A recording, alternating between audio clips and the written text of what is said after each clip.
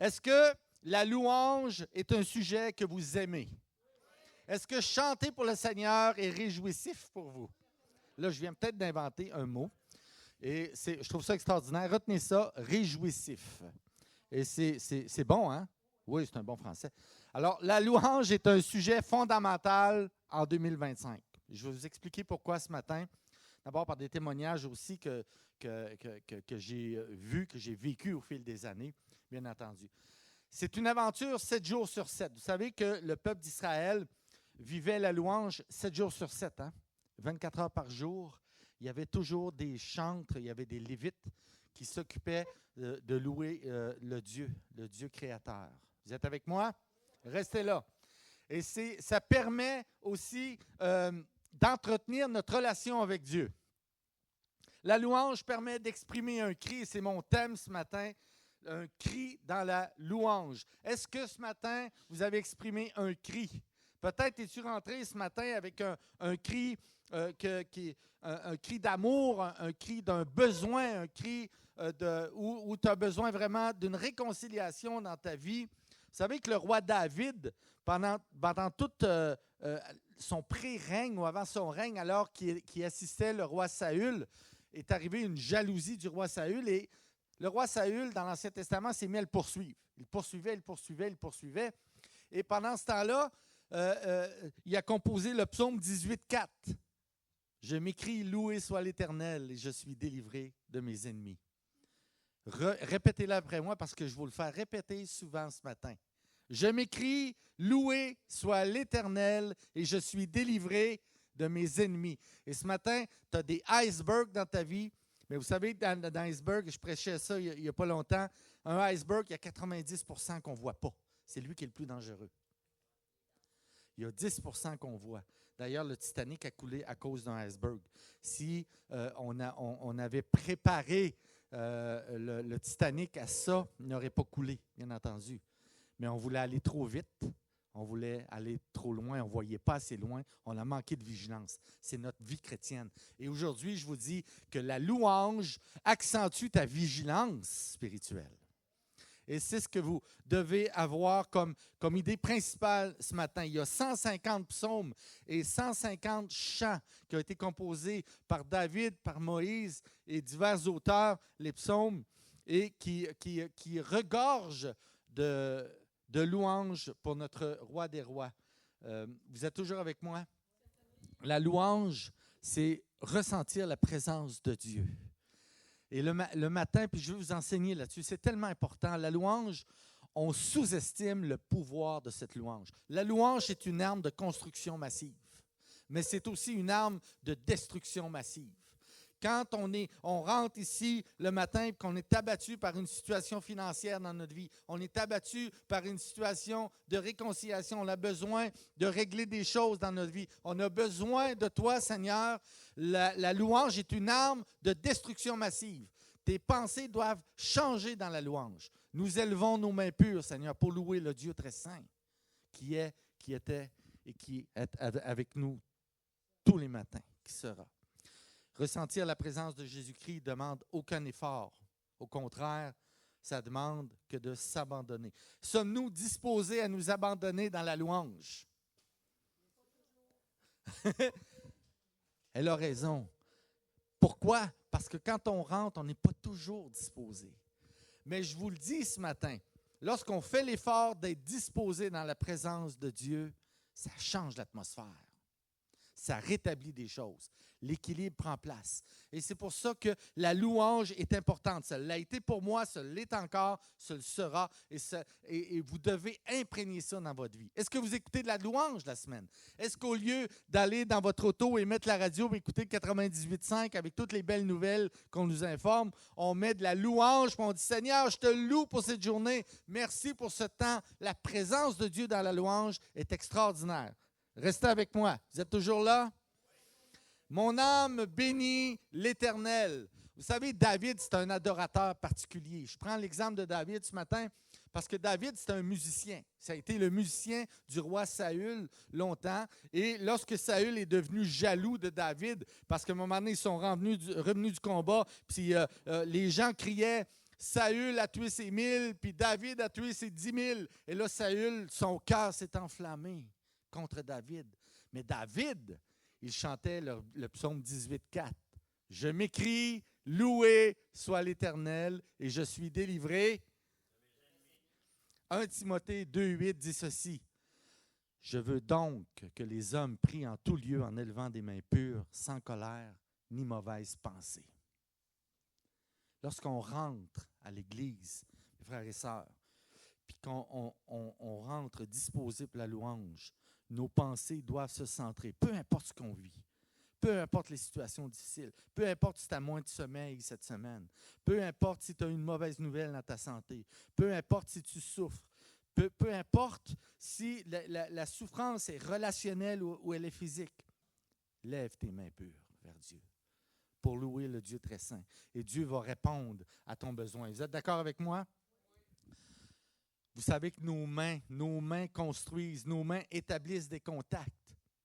Nos mains réconfortent. Alors, il faut les offrir à Dieu. Offrons nos mains à Dieu.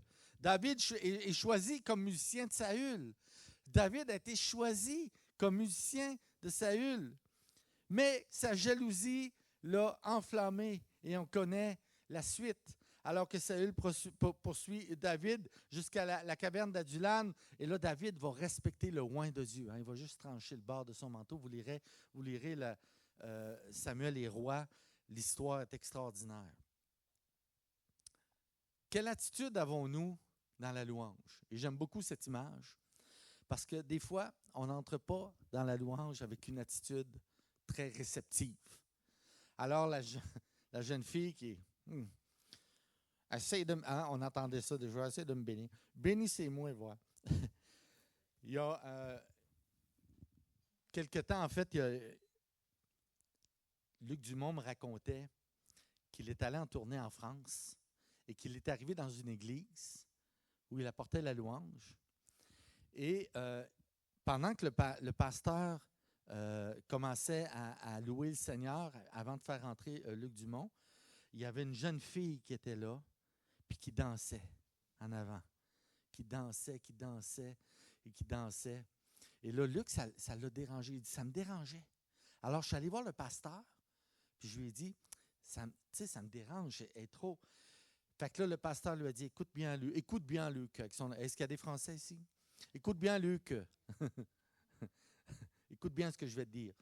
Il dit, cet enfant-là, il y a quelques semaines, elle a fait une tentative de suicide. Elle est venue au Seigneur, on l'a accueillie, on l'a accueillie dans l'Église. Elle est libérée maintenant, tu vas la laisser danser. Alors, Luc, ça a été une leçon extraordinaire pour lui. Il dit, ce que ça m'a appris, c'est louange, louange et louange. Quelle est ton attitude dans la louange? Est-ce que tu es assis, puis ce n'est qu'un chant après l'autre? C'est plus que ça, mes amis. La louange, c'est une libération. On doit utiliser la louange pour se donner entièrement à notre Dieu d'amour. Ayez plutôt cette attitude-là dans la louange. 100% des gens veulent être heureux. Vous faites partie de ces 100%-là, bien sûr. Vous êtes d'accord avec moi? Je vous annonce ce matin qu'avec la louange, nous sommes condamnés à être heureux. Malgré le quotidien. Est-ce que le quotidien est facile en 2025? La réponse est non. C'est difficile. Financièrement, relationnellement, au niveau des nouvelles, spirituellement, c'est pas facile. Mais la louange vient battre ces choses. La louange vient nous remonter. La louange, ça change l'ambiance. Il y a un avant puis il y a un après. La louange rétablit l'équilibre. Je m'écrie, loué soit l'Éternel et je suis délivré de mes ennemis. Mon âme a soif de toi. Le psaume 42. Comme une biche soupire après les courants d'eau, ainsi mon âme soupire après toi. J'ai le goût, Père. Le psaume 1 dirait, plante ton arbre près du courant d'eau pour qu'il porte du fruit. Le courant d'eau, c'est Jésus-Christ. Et Jésus-Christ établit son règne dans la louange. Les églises qui ont une portée en 2025, c'est celles qui ont mis l'accent sur la louange. Les grandes églises qui ont mis l'accent sur la louange ont établi des choses extraordinaires. Êtes-vous d'accord avec moi? Amen. On sert un Dieu vivant. Mon âme a soif du Dieu vivant. Le mot vivant vient prendre toute sa signification dans la louange. Une louange vivante. Je regardais Lynn ce matin. À chaque fois, vous êtes d'accord avec moi? À chaque fois qu'on voit Lynn chanter, elle est dans la louange, elle adore Dieu, elle est dans la joie. J'ai rarement vu, moi, Lynn dire « Bon, on va chanter ce matin. Le premier chant, c'est ça, puis le deuxième. » Non. Lynn est là. Non, on loue le Seigneur. On loue le Seigneur un matin, on prend place, on prend autorité dans la louange et il y a des chaînes qui vont tomber. On va vaincre des choses, on va vaincre l'ennemi. Vous êtes d'accord avec moi? Dieu siège au milieu des louanges. Éphésiens 5, 19 dit ceci, et j'aime beaucoup ce passage. Entretenez-vous par des psaumes, par des hymnes et par des cantiques spirituels, chantant et célébrant de tout votre cœur les louanges du Seigneur. Rendez continuellement grâce pour toutes choses à Dieu le Père au nom de notre Seigneur Jésus-Christ. Continuellement. Ça, c'est ici à l'Église. Ça, c'est chez vous. C'est là que ça prend place. Vous êtes d'accord avec moi? Oui. Je pensais que vous avez perdu. Il fait chaud. Mais restez là. Moi, j'essaie de garder ça chaud un matin, là.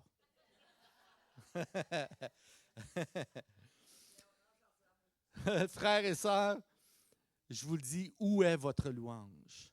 Parce que souvent, on la met de côté. Et pourtant, c'est un des premiers. La parole, on lit la parole. Mais écouter de la louange, ça change quelque chose. Dans ma voiture, souvent, moi, je mets de la louange et j'écoute juste l'ambiance de l'adoration, de la louange. Ça change des choses. Ça change notre perception de ce qu'on vit. Ça change la perception d'un rendez-vous chez le médecin.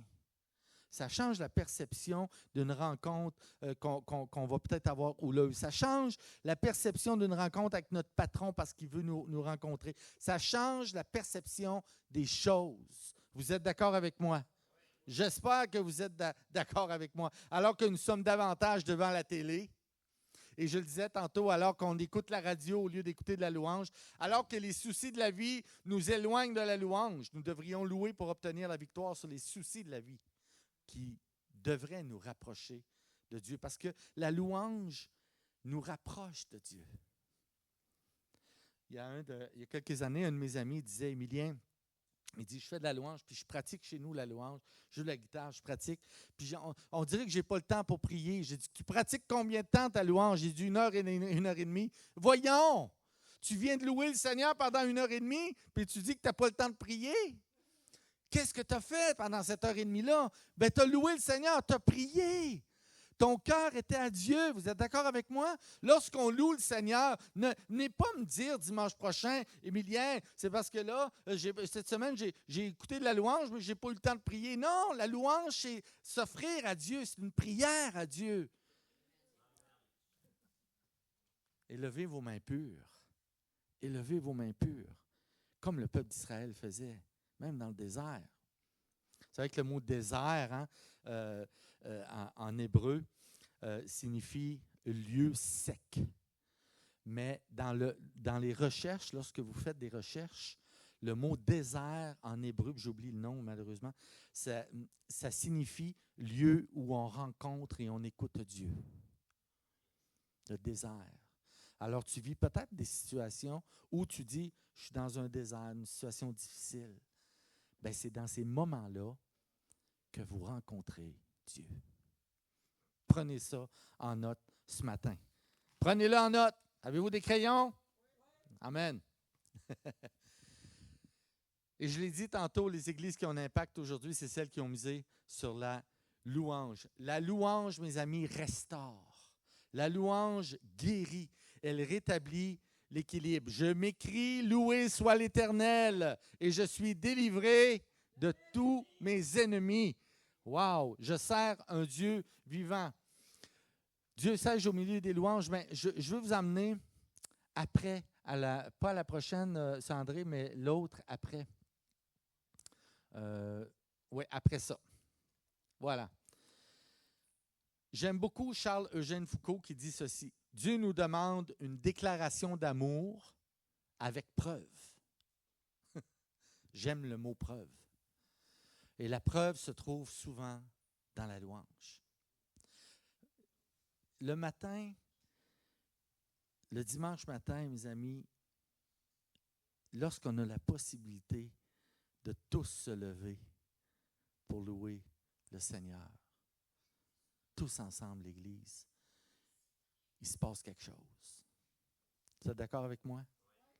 Lorsqu'on ferme les yeux et qu'on dit, Seigneur, ce matin, je m'abandonne à toi. Je vais lever mes mains pures. Vous savez, on est des pécheurs, mais lorsque Paul dit « élever nos mains pures », c'est élever nos mains sans souci, sans tracas, ou dans un abandon total. C'est ça, des mains pures. Ou parfois la réconciliation a pris place. On te demande pardon, Seigneur, et je veux te louer. Je veux te louer avec le cœur que tu me connais, parce que je t'aime. Je t'aime, Seigneur. Est-ce qu'on aime notre Seigneur Jésus-Christ? Wow! Et les chaînes vont tomber par la louange. Et j'aime beaucoup Actes 16, 25, 26. Vous savez, Actes 16, c'est lorsque Paul et Silas, et je la raconte souvent cette histoire-là, peut-être que je l'ai déjà racontée, mais je me répète, je commence à prendre de l'âge. Lorsque Paul et Silas sont à Philippe, et là, ils sont enfermés en prison pour des raisons que je vais taire aujourd'hui. Là, lisez la parole, Acte 16. et là, ils sont en prison, ils sont enchaînés, on les cèpe aux pieds, les chaînes. Et là arrive un tremblement de terre. Pourquoi? Parce que, lisez, là, c'est écrit textuellement, Paul et Silas chantaient les louanges au Seigneur. Mais la phrase d'après, c'est « Et les prisonniers les entendaient ». Wow! Arrive un tremblement de terre et tout le monde est libéré. Parce que Paul et Silas ont chanté les louanges du Seigneur.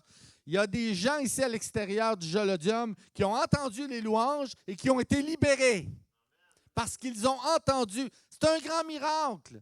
Vous rendez-vous compte de ça? C'est extraordinaire. La suite, je vais vous laisser la lire, mais il y a des gens qui ont été sauvés. Il y a des gens qui ont été baptisés. Toi et ta famille seront sauvés. C'est extraordinaire d'entendre ça. À cause de la louange. Comment pouvons-nous avoir une relation verticale, saine avec Dieu, alors que notre relation horizontale est parfois déficiente avec nos frères et sœurs? Lorsqu'on arrive dans la louange, Dieu veut qu'on élève des mains pures. Réglons nos choses aujourd'hui en 2025. Dieu veut que nous réglons nos choses. Et la louange est un moyen. Hein? Moi, j'ai déjà vu dans la louange, « Ah, Seigneur, oui, prends le téléphone, t'appelles-tu, je te demande pardon, j'ai été brusque avec toi, je te demande pardon, ça fait longtemps qu'on ne s'est pas parlé. » Il y a des conflits qui durent des années à cause d'un cure-dent, à cause d'une niaiserie, c'est ça que je veux dire. Vous comprenez? Des choses qui se sont envenimées au fil des années, mais puis là, on arrive pour se réconcilier. Mais à cause de quoi qu'on s'est chicané? On ne se souvient même plus. Alors, on arrive, Seigneur, donne-moi ce souvenir-là, que je puisse pardonner. La louange va rétablir l'équilibre. Et je vous le répète, la louange établit l'équilibre. Ce matin, Dieu t'invite à briser tes pensées qui t'empêchent d'obtenir cette victoire. Peut-être que tu es entré avec des forteresses, mais Dieu abaisse les forteresses. Le psaume 18,4 dit « Je m'écrie, loué soit l'Éternel, et je suis délivré de mes ennemis. » Je le répète encore et encore. Pourquoi? Parce que la parole de Dieu, elle est vraie, elle est oui, elle est amen. Et la louange établit l'équilibre, vient réconcilier notre relation avec Dieu et vient réconcilier notre relation avec nos frères et sœurs et rétablit l'équilibre. Reste avec moi, c'est important. Je m'écris, loué soit l'Éternel et je suis délivré de mes ennemis. L'Éternel est ma force et le sujet de mes louanges. Exode 15, 2. Imaginez le miracle de la mer Rouge qui vient de s'établir. La mer s'est ouverte, le peuple est sauvé, Pharaon est détruit avec son armée. Et là, un poème extraordinaire, vous irez lire Exode 15. L'Éternel est ma force et le sujet de mes louanges. On retrouve le mot louange et le mot louer là, dans la parole de Dieu à peu près 280 fois dans toute la Bible, à peu près. Là. Et à chaque fois qu'on voit le mot louer ou louange, il y a une victoire qui est associée autour. Vous êtes surpris? Ben alors, soyons des louangeux. Soyons des gens libres dans la louange. Si on est sûr que Dieu abaisse les forteresses, puis à chaque fois qu'on loue le Seigneur, il y a quelque chose qui se passe, on devrait s'éclater dans la louange. Lorsque le Canadien compte un but, il y a 20 000 personnes qui se lèvent d'un trait et qui crient. Alors qu'on est sauvé par Jésus-Christ, qu'il est mort pour nous, qu'il est vivant au milieu de nous, on reste assis dans la louange comme si rien n'était. Non, je refuse ça. Nous devons nous lever et louer le Seigneur. Êtes-vous d'accord avec moi? Oui! J'aime ça. Dieu regarde devant et nous regardons trop souvent derrière. Dieu nous a créés avec des yeux en avant. L'apôtre Paul nous a dit toutes choses sont devenues nouvelles. Toutes choses anciennes est disparues et toutes choses sont devenues nouvelles. Donc, on regarde en avant. Et lorsqu'on regarde en avant et qu'on loue le Seigneur, ce qui est en arrière, laisse-le en arrière. Ça existe encore, peut-être, mais utilisez comme référence. Oh, j'ai déjà passé par là, j'irai plus là. Alors, je regarde en devant, je suis dans la louange, dans l'adoration, Seigneur. Merci. Garde mon cœur près de toi. Garde mon cœur près de toi, exactement comme l'apôtre Jean l'a fait. Et ça amène la guérison émotionnelle. Je veux m'attarder là-dessus pour les 2 prochaines heures ici. La guérison émotionnelle, c'est important parce que la louange amène ça. Dites-moi, là, il y en a sûrement d'entre vous qui ont des témoignages, qui ont déjà vécu une louange extraordinaire, qui ont tout oublié ce qui se passait autour d'eux. Ils étaient tellement dans la louange, dans l'adoration. Merci Seigneur de me permettre d'être dans ta présence. On est des chrétiens. Des chrétiens sont appelés à devenir disciples. Et pour devenir disciples, il faut mettre la louange au milieu de nous, au milieu de nos assemblées. C'est extrêmement important. Dieu va changer l'atmosphère. Ce matin, Dieu t'appelle à la guérison. Dieu t'appelle à la réconciliation. Dieu t'appelle à laisser ton passé devant lui, au pied de la croix de Jésus-Christ.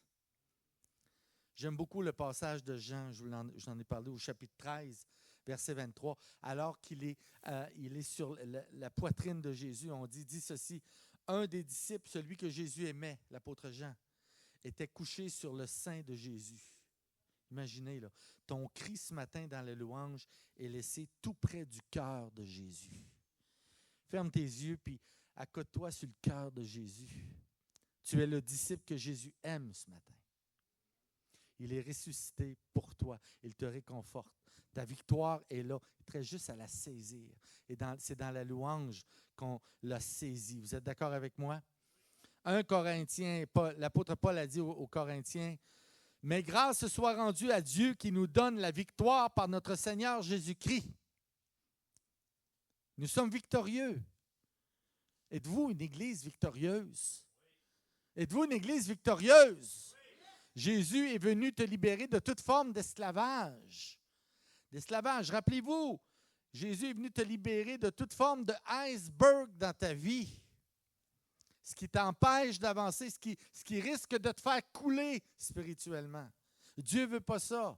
Garde la vigilance. Hein? C'est le Titanic, s'il y avait eu une vigie, s'il n'avait pas mis les gaz au fond, s'il avait écouté le plan de Dieu, hein? Parce qu'on dit, c'est de l'insubmersible, le Titanic. Même Dieu ne pourrait pas le couler. Qu'est-ce qui est arrivé à son premier voyage? Il a coulé. Parce qu'il a manqué de vigilance. Dieu t'appelle dans ta vie à garder cette vigilance, cet œil en avant. Va pas plus vite que le plan de Dieu.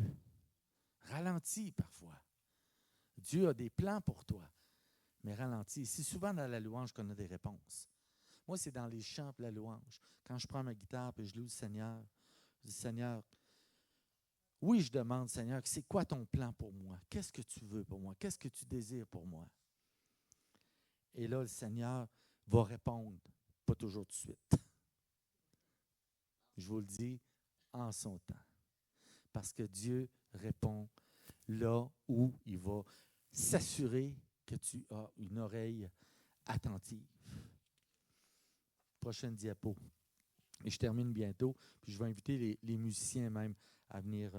Je vous l'ai dit que c'était court ce matin, mais très intense. Êtes-vous content? Oui. Amen. Jésus veut aussi permettre des guérisons physiques, mais c'est avec Dieu qu'on va faire des exploits. Aujourd'hui, dites-le, aujourd'hui, je refuse avec autorité. Amen, vous êtes bons. Aujourd'hui, je refuse avec autorité de donner pouvoir aux épreuves.